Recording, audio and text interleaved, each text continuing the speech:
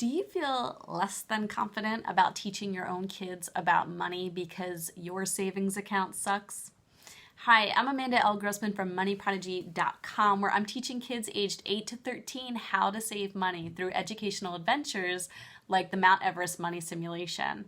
And today I want to talk to you if this is you. You feel like, you know what, my own savings account has $0, $500, negative amount of money in it, so how on earth am I going to teach my kids to save money? And I'm here to tell you that you can totally still teach your kids to save money. And I've got 3 strategies for what you should do.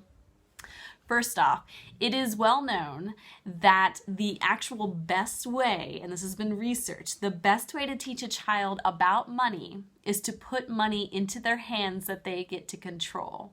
This means they're going to make decisions, and they're going to make some bad decisions, and then they're going to get some consequences because of those decisions. And as long as you don't swoop in and save them, they're going to feel the consequences and hopefully change some behaviors as they move along. So even if you do nothing else, if you can put some money into the hands of your child, then they're going to learn how to save it eventually.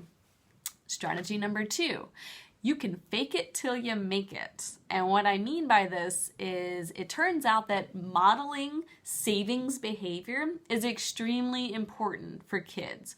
69% of parents are very reluctant to talk to their kids about anything to do with money. And yet kids are learning money habits, are they not? So in my book, this means kids are watching their parents and they're modeling their behavior after it. And this has been shown in research studies that this is exactly what they're doing. So ways that you can fake it till you make it, even though your own savings account sucks. There are several of them.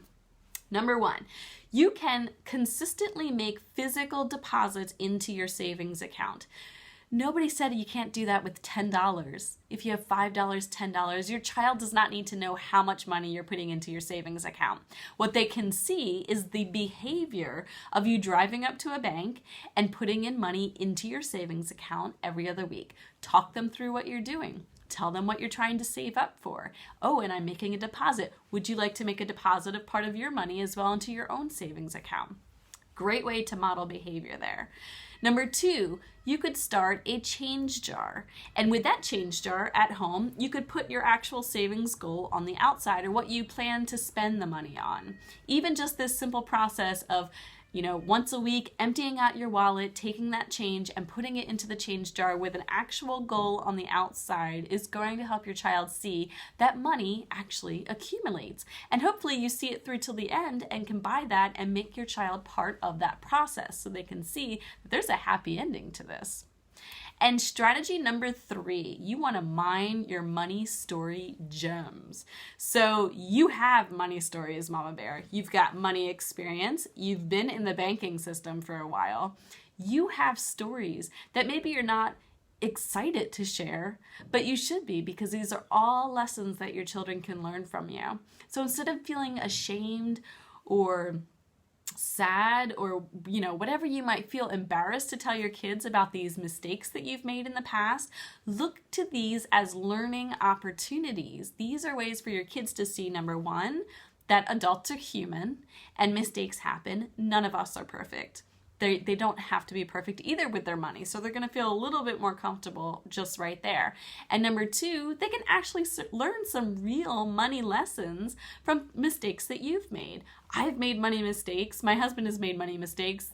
Nobody gets out of making money mistakes. So go ahead and mine those gems over the years. Figure out what stories make the most sense to tell your kids and share them.